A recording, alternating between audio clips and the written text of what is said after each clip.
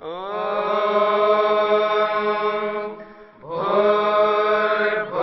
स्वः तत्सवितुर्वरेण्यं भर्गो देवस्य धीमहि धियो यो नः प्रचोदयात्।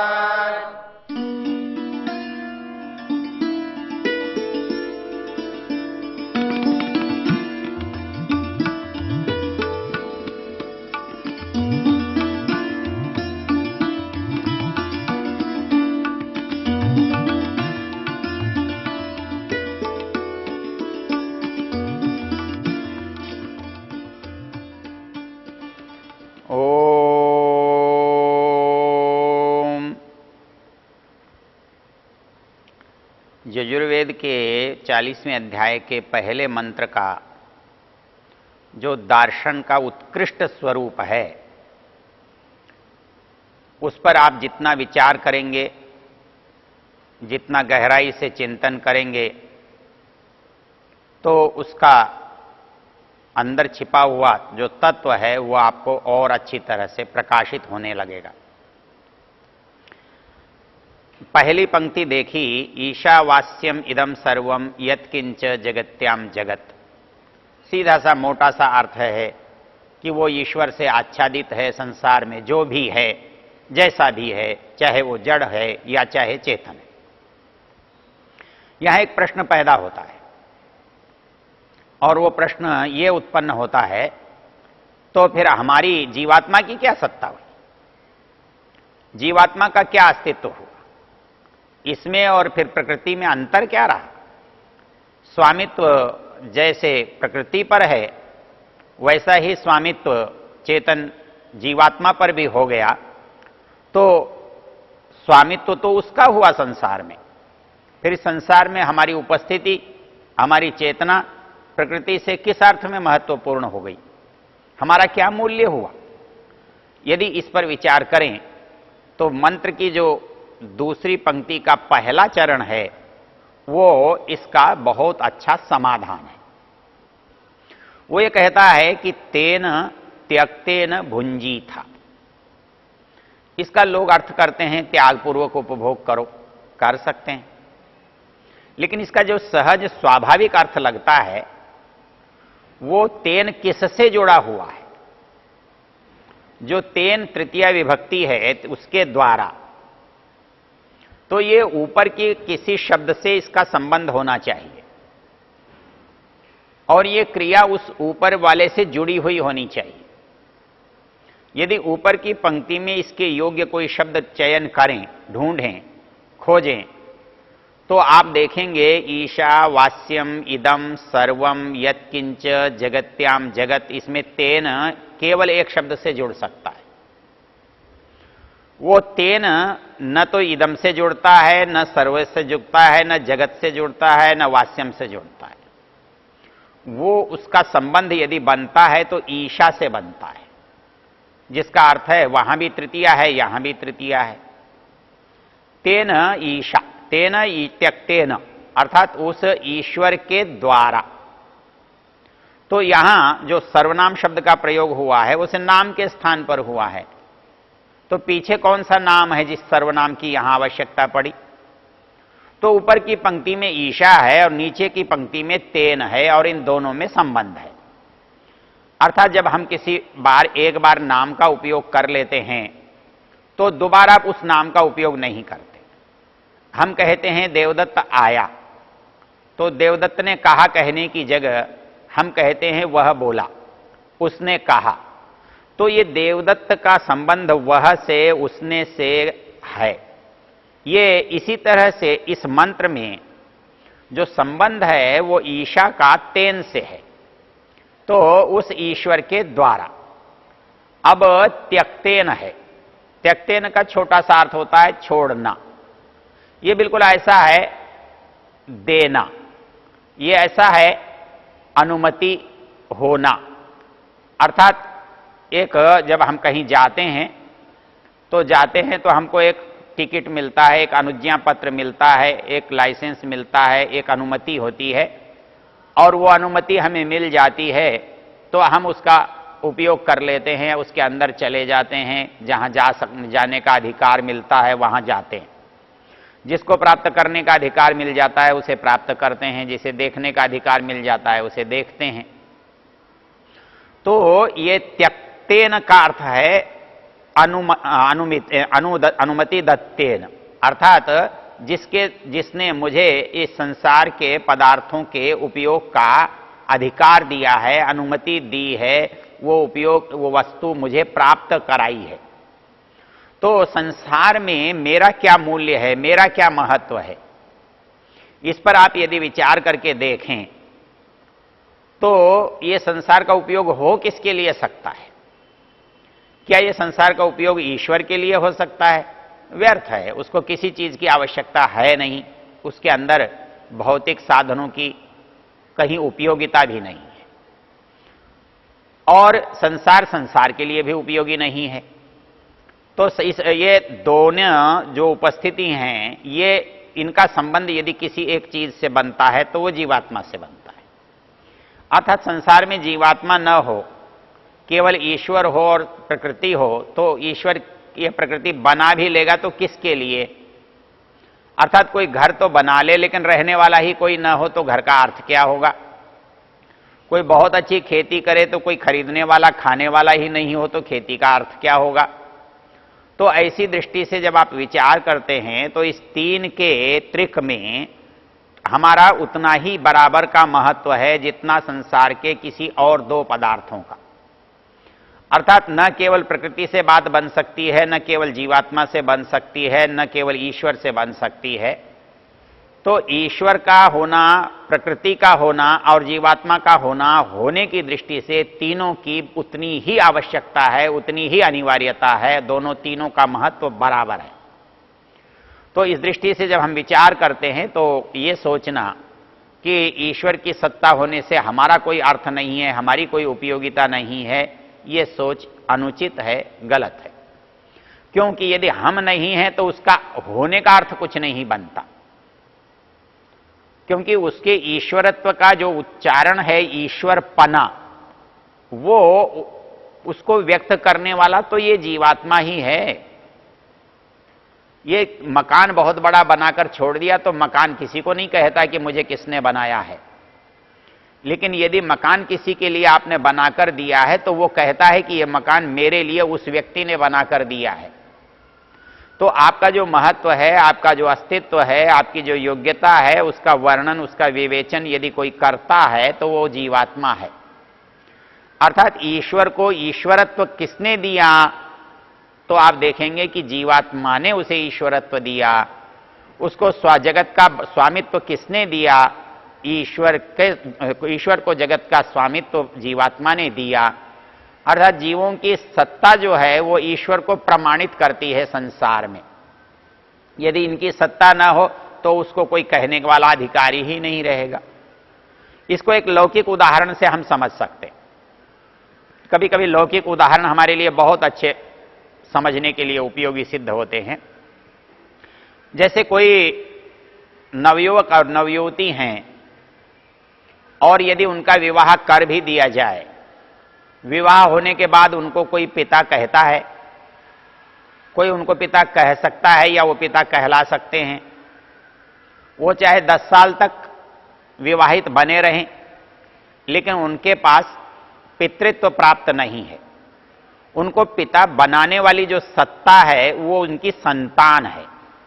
अर्थात जिस दिन संतान पैदा होती है उस दिन कोई व्यक्ति पिता बनता है, उस दिन कोई व्यक्ति माता बनता है। जब तक संतान नहीं है तो वो दोनों बने रहें, उससे क्या होता है, लेकिन उनको मातृत्व या पितृत्व का संबोधन या संज्ञा नहीं मिलती है। वैसे ही इस संसार में उस ईश्वर को पिता कहने वाला, उस संसार में ईश्वर को माता कहने वाला, इस संसार में ईश्वर को स्वामी कहने वाला, इस संसार में ईश्वर को आचार्य कहने वाला, इस संसार में ईश्वर को न्यायाधीश कहने वाला कौन है? अतिरिक्त जीव के, अतिरिक्त मनुष्य के। इसलिए उसके ईश्वरत्व का यदि कोई मूल्य है वो मनुष्यत्व के होने में है। मनुष्य के होने से उसका ईश्वरत्व संभव है। उसकी उपयोगिता है, उसकी सार्थकता है। इसलिए हमारा महत्व उसी प्रकार से है जैसे एक संतान का महत्व पिता के लिए है, पिता होने के लिए है, पिता संज्ञा प्राप्त करने के लिए है। वैसे ही एक मनुष्य का, एक प्राणी का महत्व ईश्वर के ईश्वरत्व के लिए है, ईश्वर के स्वामित्व के लिए है। इसलिए ये सोचना कि हमारा कोई अर्थ नहीं है, कोई उपयोग नहीं है, ये मान्यता, ये अवधारणा आत्महीनता वाली है, अपने महत्व को कम करने वाली है। इसमें एक और मूल्य की बात समझने की है कि ये संसार फिर मेरा कैसे। एक तो मेरा ऐसे कि ये संसार जिसने बनाया है उसने मुझे इस शरीर से बनाया है, तो मुझे शरीर से बनाया है और ये संसार शरीर के लिए है, इसलिए ये संसार मेरे लिए है।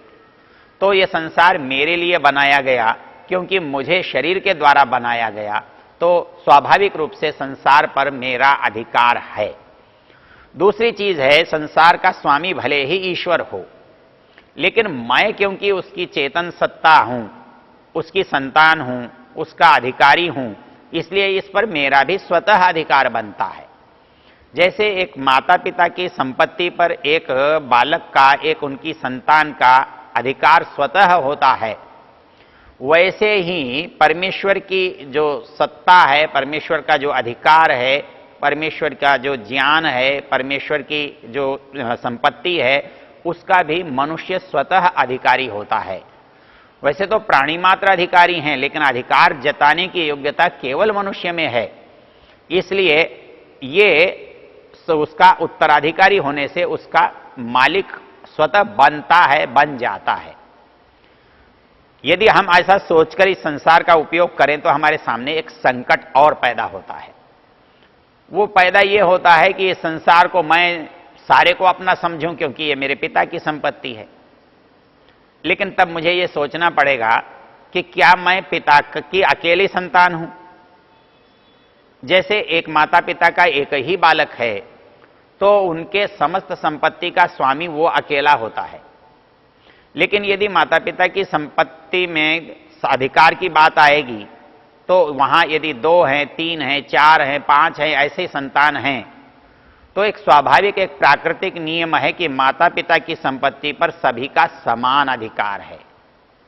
जब इस बात पर आप विचार करेंगे तो आपको एक बात बहुत अच्छी तरह से समझ में आएगी कि संसार की संपत्ति आपकी है, लेकिन संसार की संपत्ति केवल आपकी नहीं है, केवल अकेले की आपकी नहीं है, क्योंकि आप जैसे इस संसार में असंख्य जो प्राणी हैं वो इस बड़े संसार में भागीदार हैं, हिस्सेदार हैं, वो भी उस स्वामी से जुड़े हुए हैं।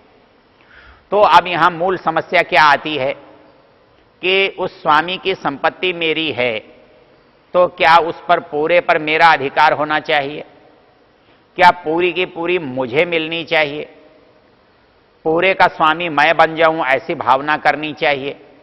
आप कर सकते हैं, लेकिन समस्या यह है कि आप उसकी अकेली संतान नहीं हैं, आप उसके एकमात्र उत्तराधिकारी नहीं हैं। तो ऐसी स्थिति में यह संपत्ति का विभाजन अनिवार्य हो जाता है, संपत्ति का बंटवारा अनिवार्य रूप से हो जाता है। तो हमारे मन में जो पहला प्रश्न का उत्तर आएगा वो ये आएगा कि संसार जो है, इस प्रकृति की समस्त वस्तुएं जो हैं वो केवल किसी एक व्यक्ति की, एक प्राणी की नहीं हैं। तो इस संसार में उत्पन्न हुए सभी प्राणी और सभी मनुष्य उनके अधिकारी हैं, उनसे लाभ प्राप्त करने के लिए वो समर्थ हैं, उनको ईश्वर ने बनाया है, इसलिए ईश्वर की संपत्ति में वो भागीदार हैं। अब सामान्य संसार के व्यक्ति से, सामान्य संसार के पिता से उसके पिता का विभाजन संपत्ति का कैसा है, वो बड़ा विचित्र है। सामान्य पिता अपने समस्त बच्चों को बराबर बराबर संपत्ति बांटने में अपने को न्यायकारी मानता है, लेकिन ईश्वर ऐसा नहीं करता। ईश्वर उसकी योग्यता के अनुसार संपत्ति बांटता है, इसलिए वो न्यायकारी है। हमारे समाज में यदि पिता ये किसी को कम और किसी को ज्यादा करे तो सामान्य लोग उसे अन्यायी समझते हैं, उसे ये समझते हैं कि किसी के साथ पक्षपात हुआ है, ऐसा मानते हैं। प्राय माता पिता ये प्रयत्न करते हैं कि उनके सब बच्चे समान रूप से संतुष्ट हों और उनकी संपत्ति का समान रूप से सबको लाभ मिले, वो उसका उपयोग कर सकें।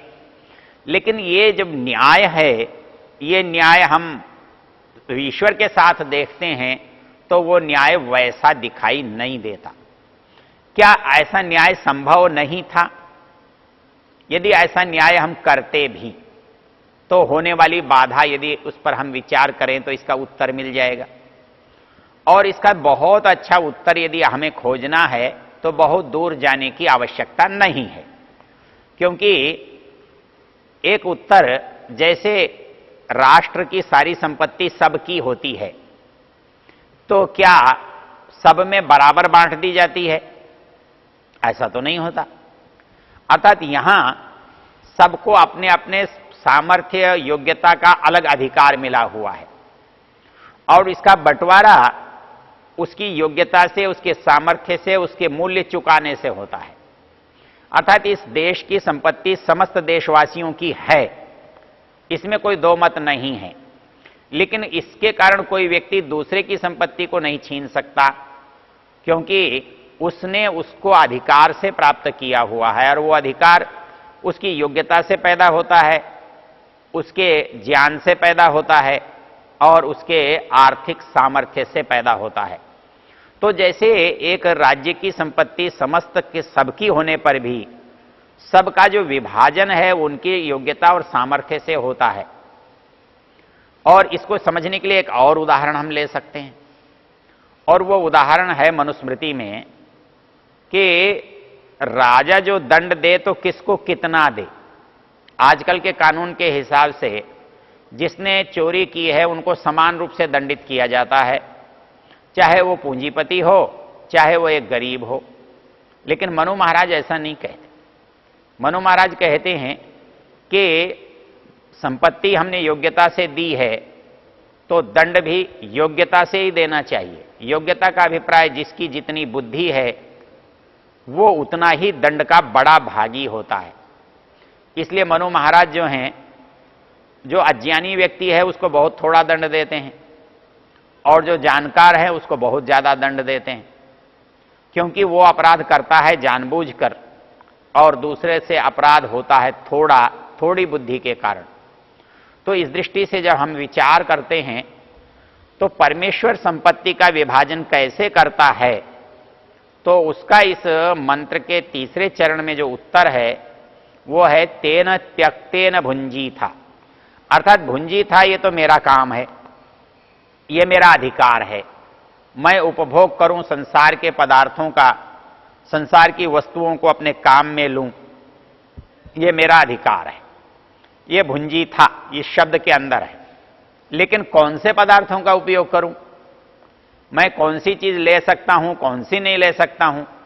घर में वस्तुएं बहुत हैं, लेकिन मेरे लिए कौन सी उचित है, मैं कौन से को प्राप्त करने का अधिकार या योग्यता रखता हूं।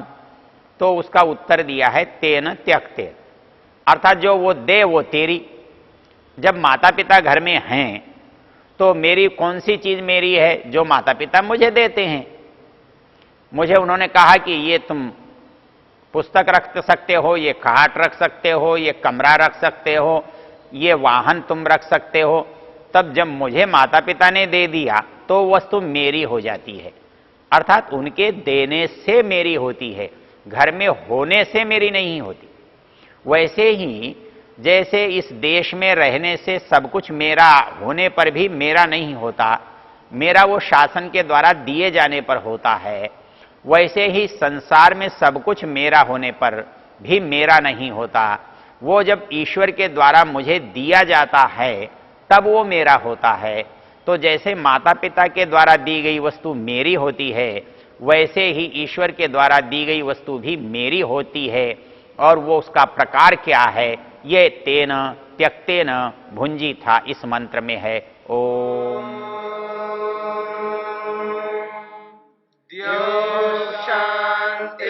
शांतिरंतरिक्षं शांति पृथिवी शांतिरापः शांतिरोषधयः शांति वनस्पतयः शान्तिर्विश्वे देवा शान्तिर्ब्रह्म शान्ति सर्वं शान्ति शान्तिरेव शान्ति क्षमा शान्तिरेधि ॐ शान्ति शान्ति शान्ति